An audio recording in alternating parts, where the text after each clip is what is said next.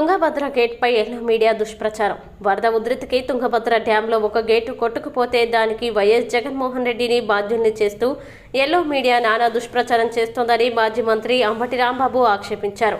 Tungabhadra dam నిర్వహణని Tungabhadra board చూస్తోందన్న ఆయన అందులో AP, Telangana, Karnataka, కేంద్ర జల సంఘం, సిడబ్ల్యూసి ప్రాతినిధ్యం కలిగి ఉన్నాయని వెల్లడించారు. అలాంటప్పుడు డ్యాంలో భారీ వరదకు ఒక గేటు కొట్టుకుపోతే దానికి గత ప్రభుత్వం వైఎస్ జగన్ ఎలా బాధ్యులవుతారని నిలదీశారు.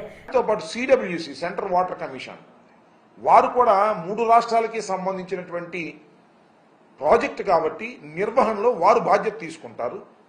చైర్మన్గా వారు ఉంటారు. ఇది దాని కన్స్ట్రక్షన్.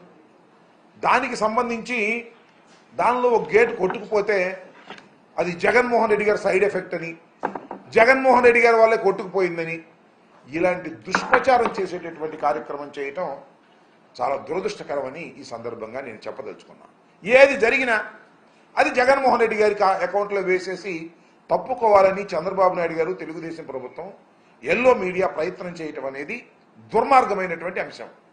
ఇదే విధంగా మరి జగన్మోహన్ రెడ్డి గారి టైంలో పులిచింతల 16వ గేటు కొట్టుకుపోతే వితిన్ 20 డేస్లో దాన్ని రిపేర్ చేసేసి ఏర్పాటు చేసి నీరు కిందకు పోకోకుండా ఆపడం జరిగిందనే విషయాన్ని మర్చిపోయారు.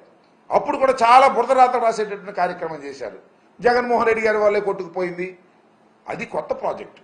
వాస్తవానికి కాంట్రాక్టర్ లోపం వలన, చంద్రబాబు నాయుడు గారికి కాంట్రాక్టర్కి మధ్యన ఉన్నటువంటి లాలూచి వలన, ఫండ్స్ విషయంలో ఆయన సక్రమంగా చేయకపోవటం వలన కొట్టుకుపోతే దాన్ని రివైవ్ చేసి దాన్ని మళ్ళీ ఏర్పాటు చేయడం జరిగింది. అదేవిధంగా గుళ్ళకమ్మ గేటు కొట్టుకుపోయింది.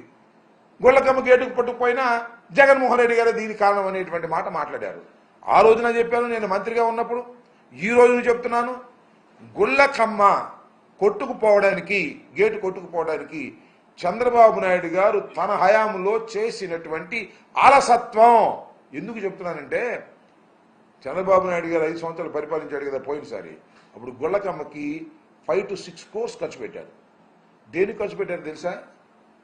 పెయింట్ వేయటానికి, విగ్రహం కట్టడానికి, అక్కడ బ్యూటిఫికేషన్ కోసం 6 crores దే స్పెండ్.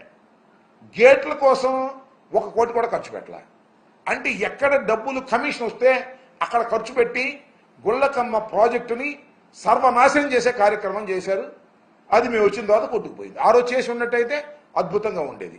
కానీ ఈ విధంగా ఏది జరిగినా జగన్మోహన్ రెడ్డి గారి అకౌంట్లో వేయాలనేటువంటి ప్రయత్నం చేయటం చంద్రబాబు నాయుడు గారికి తగదు అని ఈ సందర్భంగా నేను చెప్పదలుచుకున్నాను. నిజానికి తుంగభద్ర 71 సంవత్సరాల పూర్వం, అంటే మేము పుట్టక ముందు అది నిర్మాణం చేసినటువంటి ప్రాజెక్ట్. చాలా పత్రికల్లో, వాళ్ళ పత్రికల్లోనూ రాశారు 45 సంవత్సరాలు వరకు అది గ్యారంటీ పీరియడ్. 45 సంవత్సరాలు దాటి ఇప్పుడు 71 సంవత్సరం అయింది. దాని రిపేర్లు ఎప్పటికప్పుడు చేస్తూ ఉండాలి. 40 సంవత్సరాల నుంచి కూడా సక్రమంగా చేస్తూ ఉండాలి. చంద్రబాబు నాయుడు గారు ఎన్ని సంవత్సరాలు పరిపాలన చేశారో మీకు తెలుసు.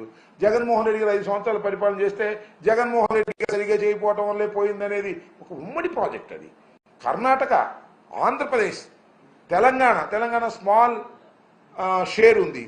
మొత్తం సిడబ్ల్యూసి చూసుకుంటుంది.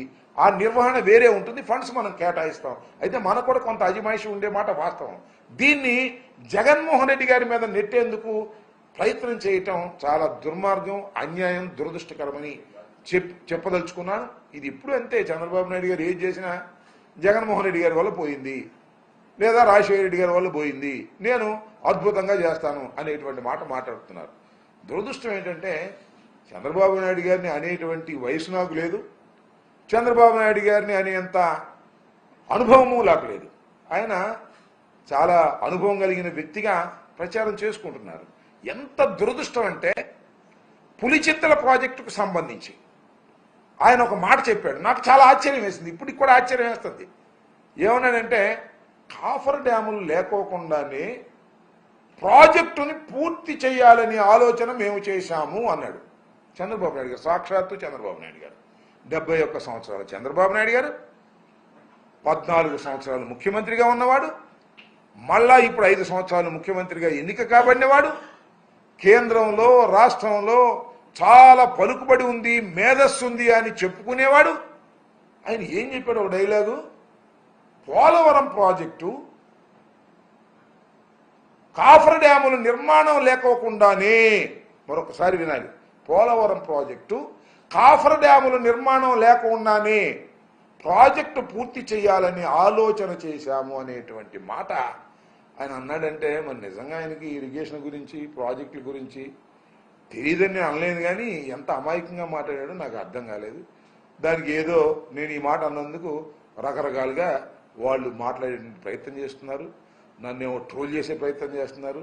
ట్రోలింగ్లకి గీలింగ్లకి నేనేం భయపడే వ్యక్తి కాదు, ఫీల్ అయ్యేటువంటి వ్యక్తిని కూడా కాదు. ఉన్నది ఉన్నట్టుగా మాట్లాడటమే నాకు తెలిసినటువంటి సత్యం. నాకు తెలియకపోతే తెలియలేదని ఒప్పుకుంటాను తప్ప తెలిసినట్టుగా చంద్రబాబు నాయుడు గారి లాగా నటించడం నాకు కుదరదు. ఇది వాస్తవం అని కూడా ఈ సందర్భంగా నేను చెప్పదలుచుకున్నాను. ఏది జరిగినా జగన్మోహన్ రెడ్డి గారు ఇవాళ పథకాలు అమలు చేయలేకపోతున్నాం, ఖజానా డబ్బులు లేవు. జగన్మోహన్ రెడ్డి గారు ఖజానా మొత్తం ఖాళీ చేశాడు. ఇది అంతకుముందు ఖజానా బాగా బ్రహ్మాండంగా ఉందనుకున్నావా? నాకు అర్థం కాల. నువ్వు వాగ్దానం ఇచ్చే రోజున ఖజానా బ్రహ్మాండంగా ఉందని అనుకున్నావా? జగన్మోహన్ రెడ్డి